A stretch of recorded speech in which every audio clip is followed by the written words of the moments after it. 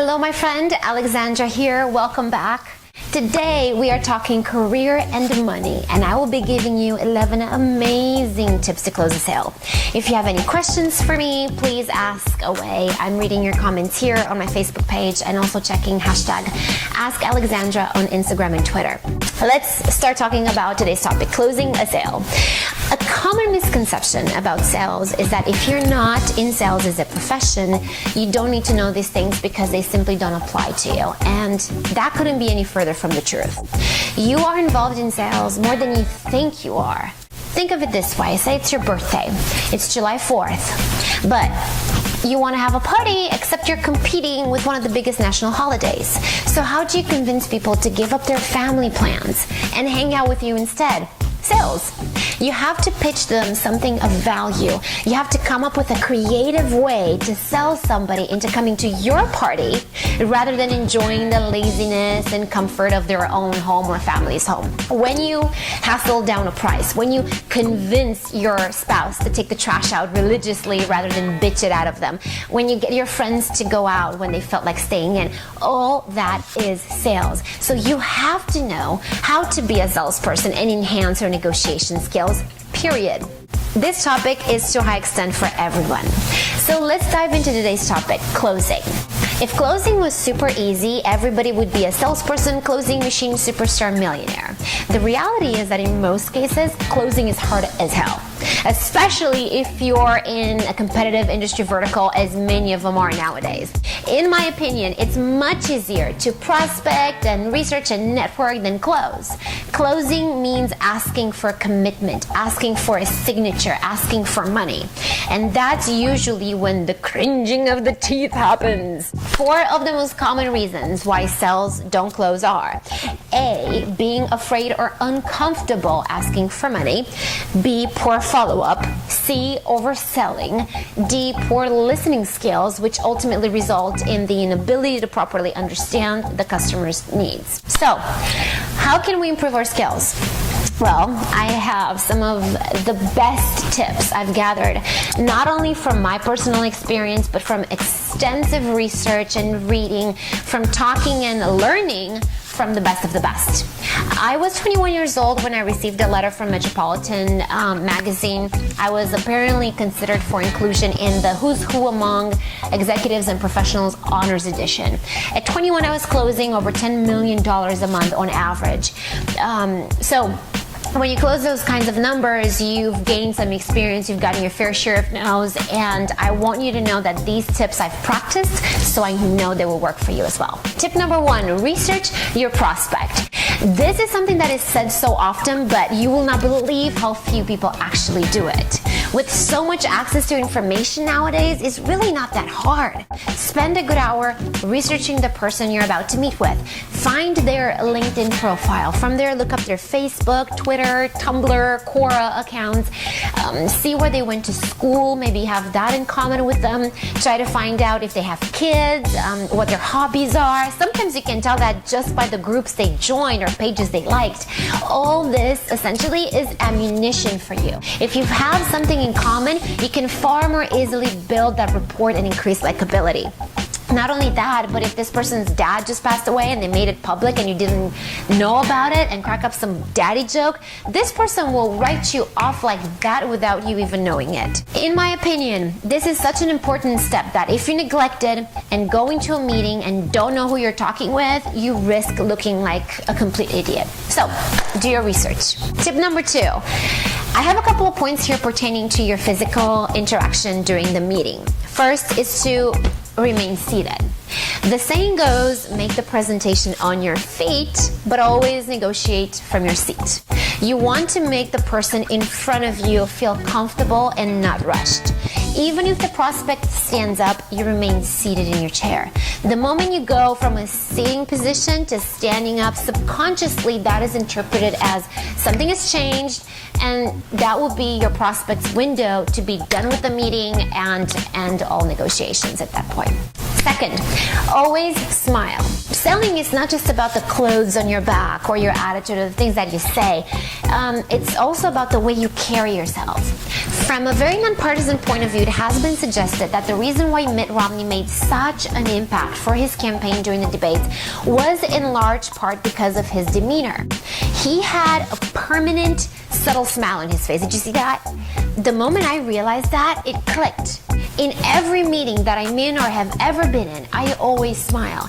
And now when running into people 6 months or 6 years later or bumping into on Facebook, they always say, I remember you. You were always smiling. You had a good attitude. When you smile, you create a good atmosphere around you. You give out this pleasant energy that people want to be around. So my challenge for you is for the next 14 days to practice smiling with everyone.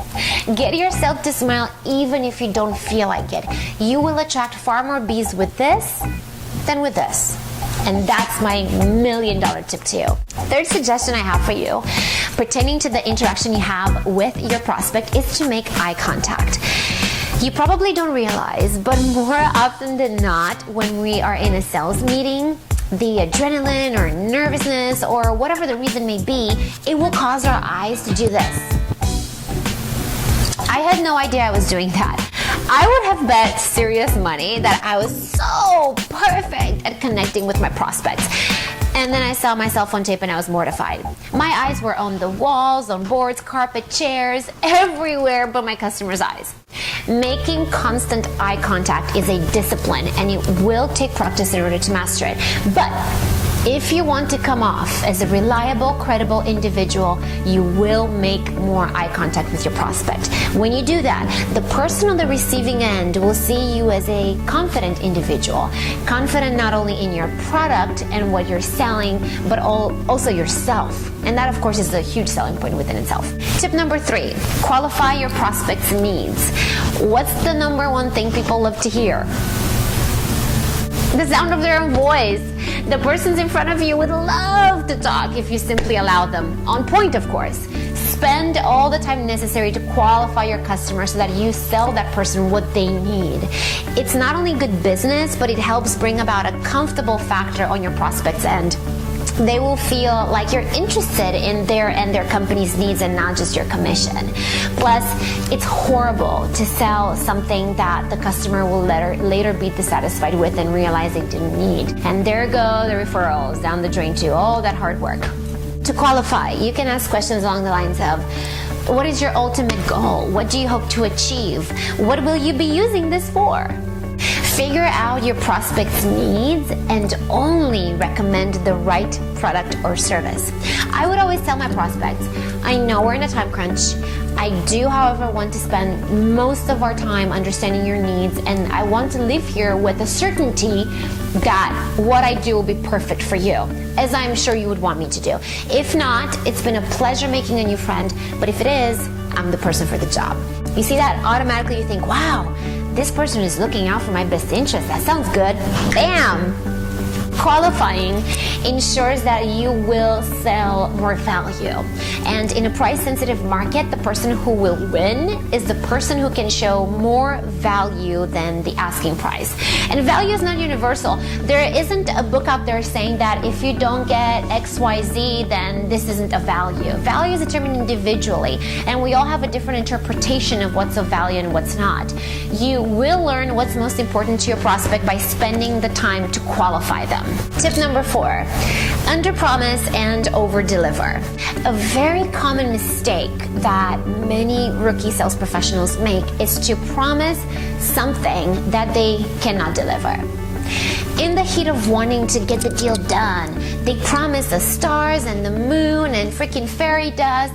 Never say, I'll get it to you by Friday if it's Tuesday night and you know part of the process is 48 hours just for a turnaround time. Say, I'm going to do everything within my power to get this to you right away. It takes about 48 hours for processing, so realistically, you will have this on Monday. But I'm on your side, so I will do everything that I can to see if I can have it delivered to you sooner. It's always best to set realistic expectations because then you have ample opportunities to over-deliver.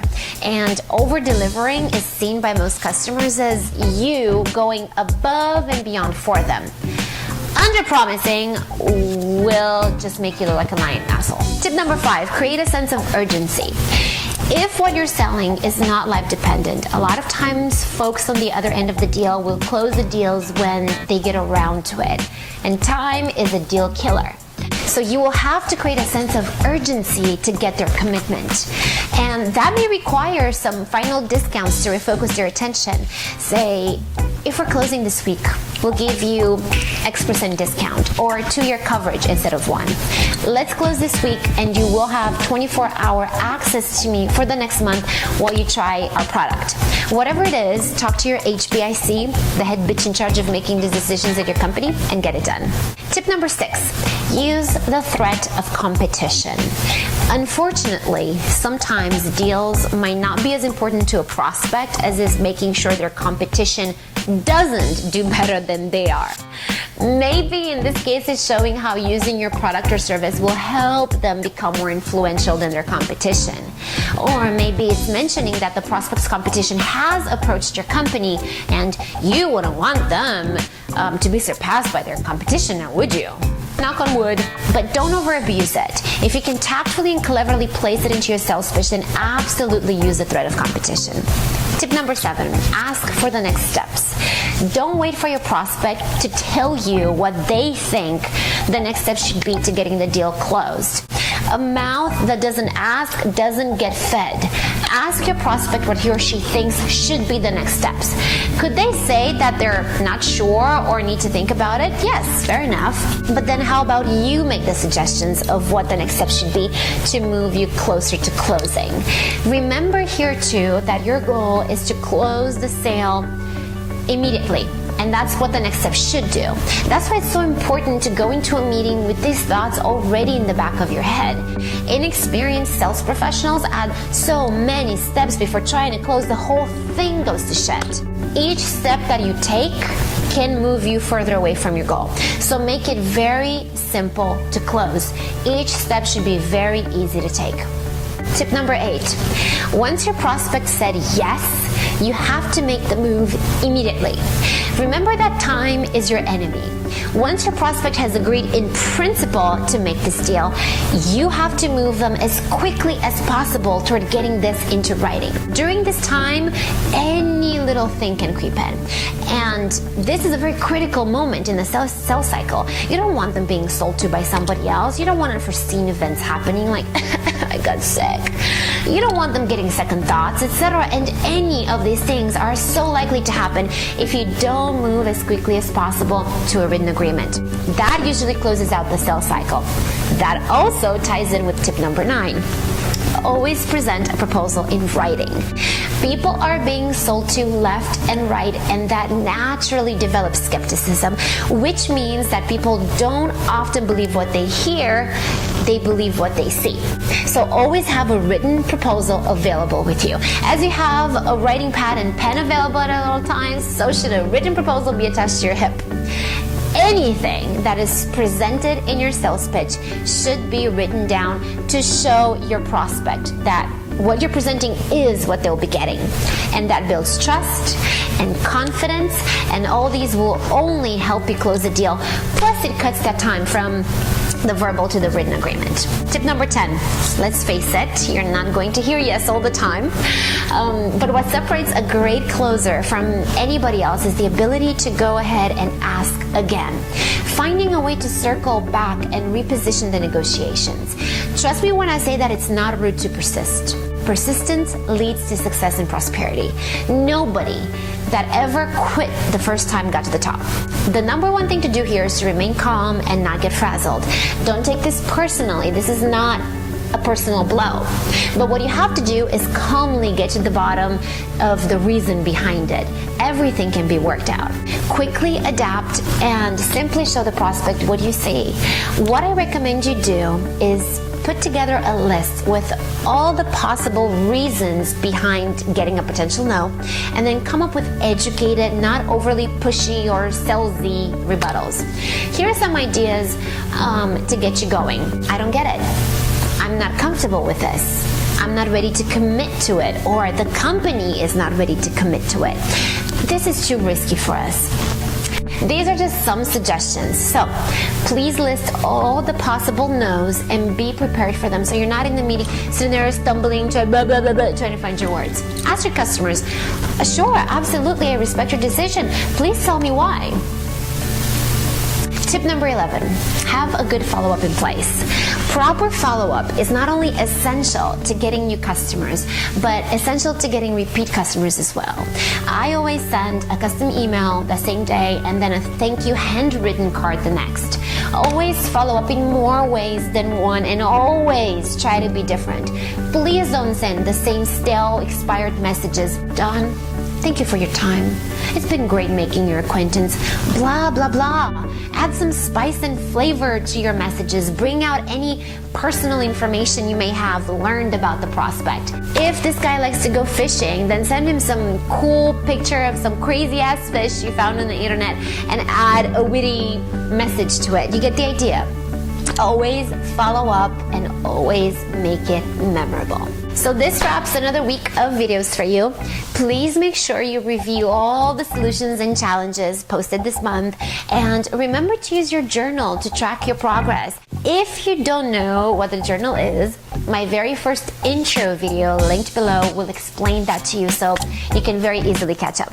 Ask me your questions. The links to get to me are also below. Sub to my YouTube channel to be the first to see these videos. And please join me on my new website at alexandrapotcora.com for a lot more exclusive that I do not post anywhere else. I love you for watching, and I will see you soon. Please be kind to yourself and to all those around you. Happy sailing!